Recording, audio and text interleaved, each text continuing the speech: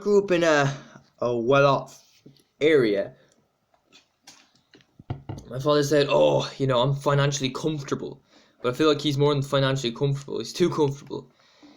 So yeah, I grew up in Mount Marion Avenue. Spent most of my childhood living in Mount Marion Avenue in Blackrock. I also lived in Carrickmines for a fair bit of my childhood. So, what do you notice about places like Mount Marion Avenue and Carrickmines? There's no community. There's absolutely no community.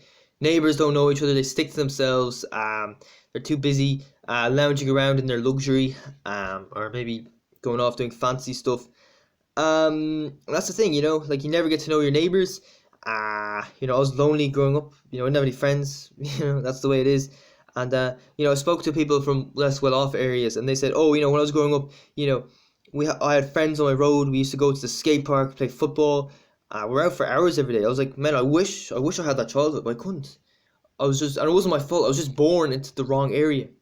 That's why so many people they want to be wealthy. Like, right, if I become wealthy, I'll become happy. But it'll turn you lonely. People think, oh, if I become rich, I'll have so many friends and stuff. No, you have less friends. That's how it works. If you want to have friends, move to a working class, down to earth area. And I'm still in a wealthy area. I'm still in like Goatstown. Now I'm living minimally, just renting a room here. I'm on my McDonald's salary, but vast majority of the people living in this kind of area are not in that kind of boat. If you're owning your own house in this area, you're not poor. Let's just put it that way.